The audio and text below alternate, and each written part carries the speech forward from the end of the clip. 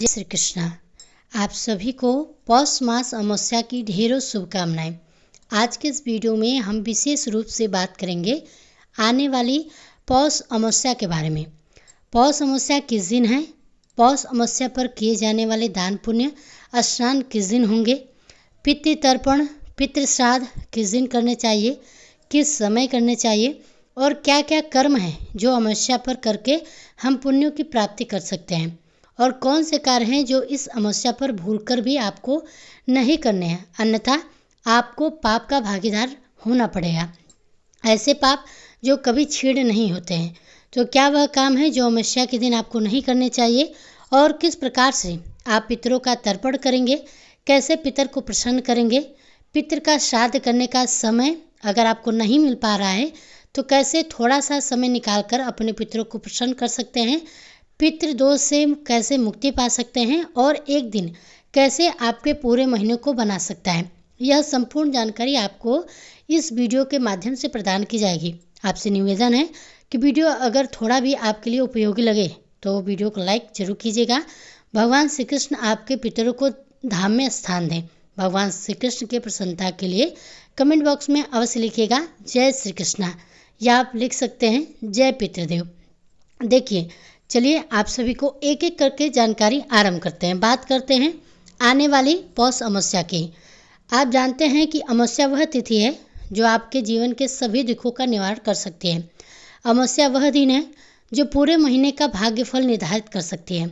आपके पूरे महीने में किस प्रकार से सुख सुविधाएं मिलेंगी, क्या कलेश होगा या नहीं होगा, इस सब का निर्धारण करने की क्षमता इस अकेली तिथि में है। हम कहते हैं कि अगर आपने अमावस्या के इस दिन को संभाल लिया तो समझिए आपका जो जीवन है संवर जाएगा।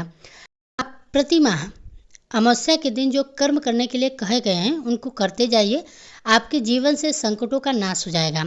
अमावस्या के दिन प्रमुख रूप से आपके पितरों की पूजा करनी चाहिए, पितरों का तर्पण करना चाहिए, पितरों का श्राद्ध कर्म करना चाहिए।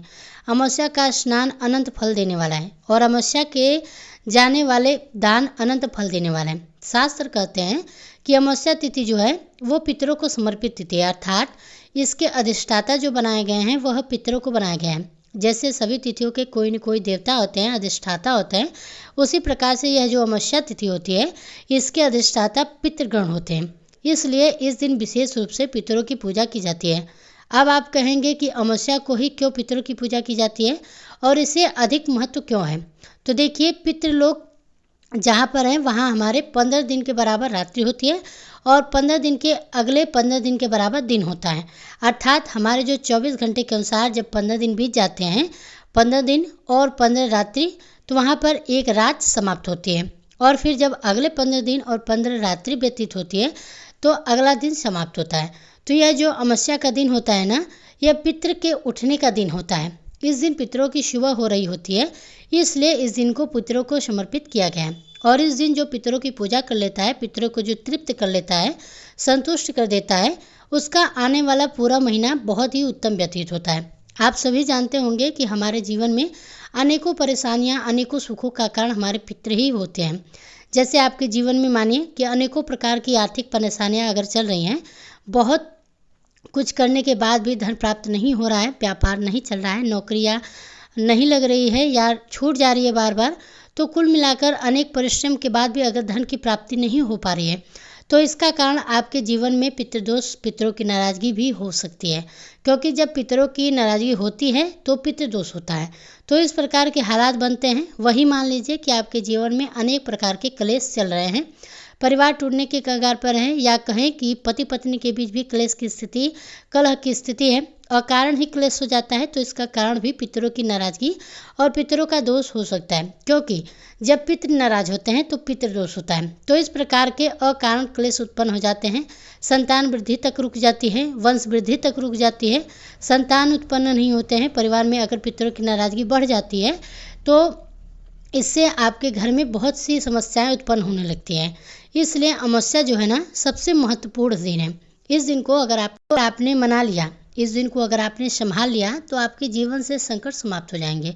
तो मैं सदा कहती हूँ कि इस दिन के महत्व को समझिए, इस दिन की महिमा को आप समझिए और अपने पितरों की पूजा कीजिए, अवश्य कीजिए। तो यह तो हो गए कि पितृदोष, पितरों की नाराजगी से क्या होता है और क्यों महत्वपूर्ण है अमावस्या। अब बात आती है कि पितृ को कैसे माना जाए। इस तिथि पर कौन कौन से कर्म हैं हमें करने चाहिए जिससे कि इस प्रकार की सभी परेशानियों से छुटकारा पाया जा सके। देखिए, अमावस्या के दिन आप शुद्ध स्नान कीजिए।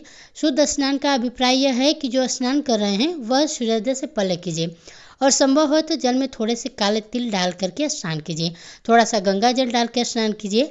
यह स्नान के लिए आपके लिए कल्याणकारी होगा। इसके पुण्य की प्राप्ति होती है, आपके पापों का नाश होता है। स्नान आदि से निवृत्त होकर स्वच्छ वस्त्र धारण कीजिए। स्वच्छ वस्त्र धारण करके और जो भी आपकी दैनिक पूजा पाठ है उसको कीजिए। आप माताएं सुनते हैं, कथा सुनते हैं, वह सब कार्य कीजिए।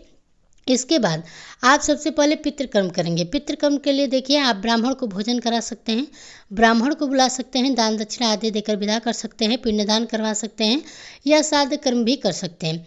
यह सब में कुछ भी ना अगर कर पाएँ तो एक कर्म है जो आपको अवश्य करना चाहिए। और कहा जाता है, शास्त्रों में भी वर्णन आता है कि वह एक काम यदि किसी के पितृ कहीं घोर नरक में भी होना तो वहाँ से भी उनको मुक्ति मिल जाती है। इसके लिए करना क्या होगा, आपको एक लोटा लेना है तांबे का। उसमें सबसे पहले थोड़ा सा गंगा जल भरिएगा, फिर शुद्ध जल भरिएगा। उसके बाद उसमें काले तिल डालिएगा, थोड़े से तुलसी का पत्ता डालिएगा, कुसा डालिएगा, सफ़ेद चंदन मिल जाए तो चंदन डालिएगा और आसन लगा करके दक्षिण दिशा की ओर मुख करके बैठ जाइएगा। दक्षिण दिशा की ओर मुख करके बैठ करके फिर आप गीता के 7वें अध्याय का पाठ कीजिएगा या सुनिएगा। वह सुनने के बाद लोटा हाथ में उठा लीजिएगा और संकल्प कीजिएगा मन में भगवान नारायण का ध्यान करते हुए कि हे जनार्दन, हे भगवान विष्णु, मैंने ये जो गीता का 7वां अध्याय श्रवण किया है, इसका जो भी पुण्य होता है वह संपूर्ण पुण्य मैं अपने उन सभी पितरों को अर्पित करता हूँ जो मुझसे मुक्ति की कामना रखते हैं, तृप्ति की कामना रखते हैं। आपने सभी पितरों को क्यों अर्पित करना है? क्योंकि कई बार ऐसा होता है कि कुछ ऐसे पितृ होते हैं जिनको आपकी जानकारी नहीं होती है, जबकि वह आपसे तृप्ति की कामना रखते हैं। वह चाहते हैं कि आप उनके लिए कुछ कर्म करें। जब आप सभी पितरों का नाम लेंगे तो उनको भी वह प्राप्त हो जाएगा। अब यदि आप किसी का नाम नहीं लेंगे, आपके जो भी पूर्वज है, दादा है, पिता है, किसी की माता भी हो सकती है, दादी भी हो सकती है, फिर वहाँ हो सकते हैं, तो केवल उन्हीं को पुण्य प्राप्त होगा। लेकिन शास्त्र यह कहते हैं कि जो भी पितर है ना, वह आपकी माता के पक्ष की, पितृ के भी पक्ष के हो सकते हैं, जो आपसे अधिक लगाव रखते हैं और हो सकता है कि वह आपसे अपनी तृप्ति की कामना रखते हों, तो आप उनके लिए तर्पण करें। इसलिए आपको सभी पितरों की अर्पित करना अधिक श्रेष्ठ रहेगा कि प्रभु, यह सारा जो पुण्य है वह मेरे सभी पितरों को जो मुझसे तृप्ति की कामना रखते हैं उनको प्राप्त हो, वह तृप्त हो। इस प्रकार का संकल्प कीजिएगा। फिर इस जल से आप तर्पण कीजिएगा। तर्पण कैसे करना है? एक बड़ा पात्र लीजिएगा। आपका जो सीधा हाथ होता है ना, उसमें अंगूठा और उंगली के बीच का जो क्षेत्र है वह पितृ तीर्थ का आ गया है, जो वहाँ से उस जल को गिराते हुए दूसरे पात्र में छोड़ते हुए पितरों को अर्पित करना है, तर्पण करना है। जब आप इस तरह से दूसरे हाथ में लोटा पकड़ करके वहाँ से पितरों को जल अर्पित करेंगे तो उस जल के गिरने की जो दिशा है वह दक्षिण की ओर होनी चाहिए। उसका मुख दक्षिण की ओर होना चाहिए, वह जल भी दक्षिण की ओर ही गिराना चाहिए। इस प्रकार से जल का तर्पण करना है। तर्पण करते समय आप मंत्र बोलेंगे। यह मंत्र पढ़ते हुए आप वो जल तर्पण करेंगे। जितना जल हो उतनी बार तक आप इस मंत्र को पढ़ते जाइएगा, 5 बार, 11 बार, जब तक आपका जल समाप्त न हो जाए। इस प्रकार से तर्पण कीजिएगा। तर्पण करने के बाद अपने पितरों से निवेदन कीजिएगा कि हे मेरे पितर, मैंने आपका जल तर्पण किया है, आप इस जल को स्वीकार करो, ग्रहण करो और तृप्त हो जाइए। इसके बाद यह जो जल है, इस जल को आप पीपल को अर्पित कर देंगे। यदि रविवार का दिन हो तो पीपल के अतिरिक्त अन्य वृक्ष में अर्पित कर सकते हैं, परंतु ध्यान दीजिएगा तुलसी का पौधा ना हो और बेलपत्र आदि में अर्पित नहीं करना है। और जब जल अर्पित करें तो ऐसे स्थान पर अर्पित कीजिएगा जहाँ किसी के पैर ना पड़े इस जल के ऊपर, क्योंकि इसका अनादर नहीं होना चाहिए। तो इस प्रकार से यह आपने जल अर्पित करना है। जल आप अपने घर के किसी भी गमले में भी अर्पित कर सकते हैं, ऐसा नहीं है कि आपको बाहर ही अर्पित करना है। और अगर पीपल का वृक्ष मिल जाए तो बहुत ही उत्तम है। इस प्रकार से जब जल अर्पित करेंगे तो उस समय अपने पितरों से निवेदन करेंगे कि इस जल को वह स्वीकार करे, ग्रहण करे और आपके जीवन में जो भी संकट बाधाएं चल रही हैं उसके विषय में उनसे वर्णन कीजिए कि मैं इन संकटों से परेशान हूँ, मेरे पितरों आप तृप्त हो और मुझसे इसे छुटकारा दिलाएं, इससे मेरी रक्षा करें। आपके पितर निश्चित ही प्रसन्न होंगे, तृप्त होंगे और आपके जीवन में चल रही जो भी परेशानियां हैं उनका हल वो अवश्य प्रदान करेंगे। स्वयं नारायण कहते हैं कि अगर आपके पितृ प्रसन्न हैं तो देव प्रसन्न हैं। तो पितरों की प्रसन्नता का सदा आपको ध्यान रखना चाहिए, इसलिए अमावस्या पर आपने यह कर्म करना है। इसके बाद अगर संभव है तो ब्राह्मण को भोजन कराएं। ब्राह्मण को भोजन नहीं करा पाते हैं तो मंदिर में या किसी योग्य ब्राह्मण को खाद्य सामग्री आदि कुछ न कुछ दान अवश्य करें।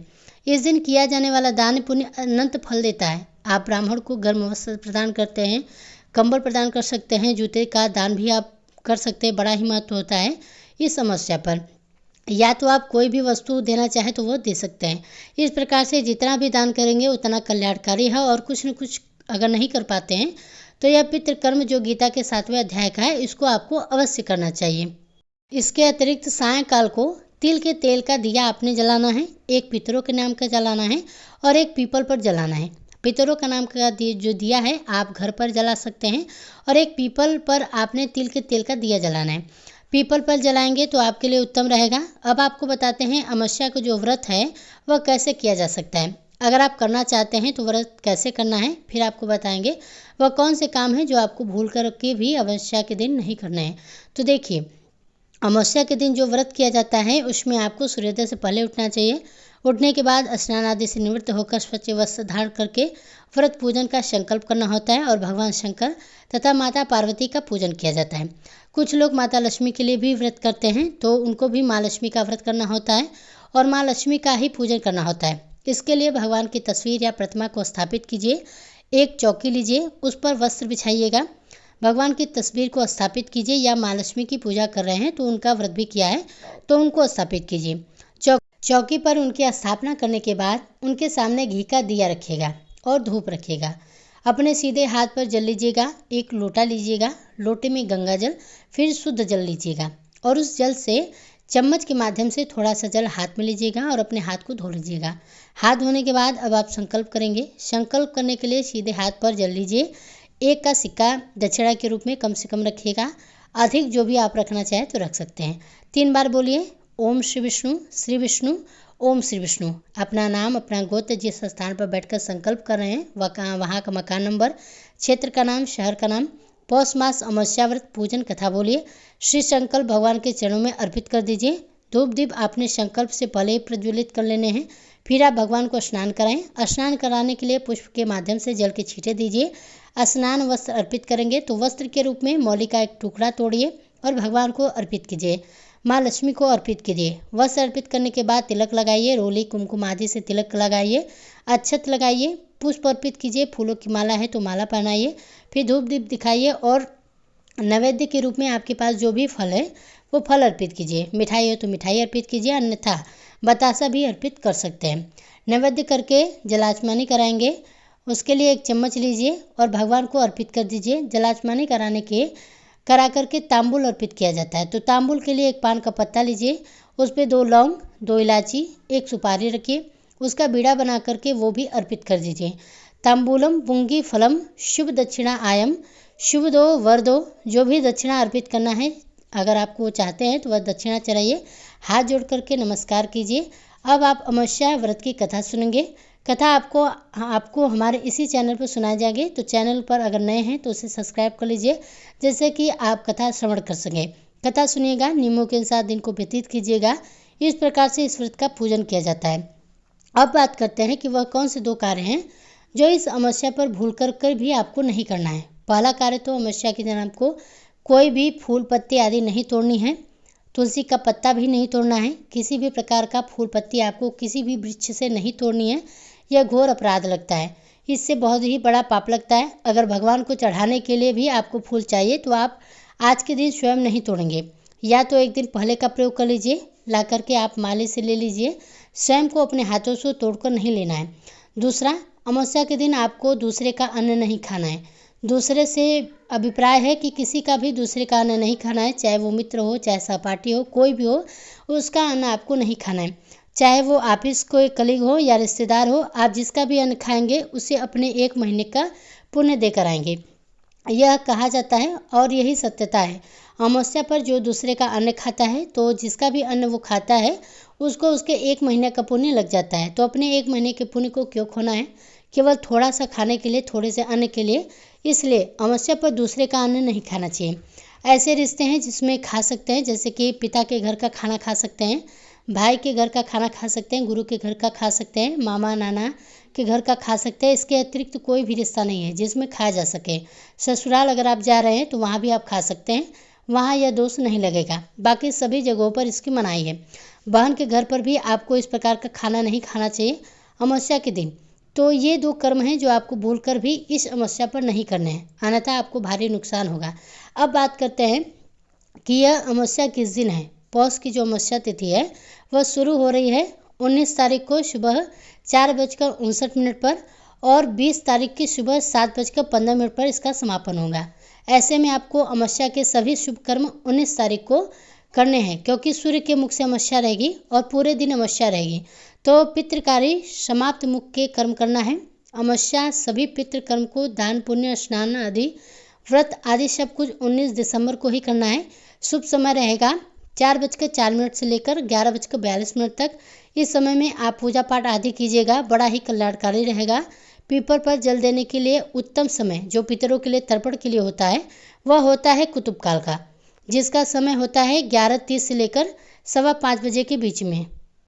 यह थी आज की अमावस्या के विषय में जानकारी। अगर थोड़ी भी अच्छी लगी हो तो वीडियो को लाइक कीजिएगा। इसी तरह व्रत से संबंधित वीडियोस को देखने के लिए हमारे चैनल को सब्सक्राइब भी जरूर कीजिएगा।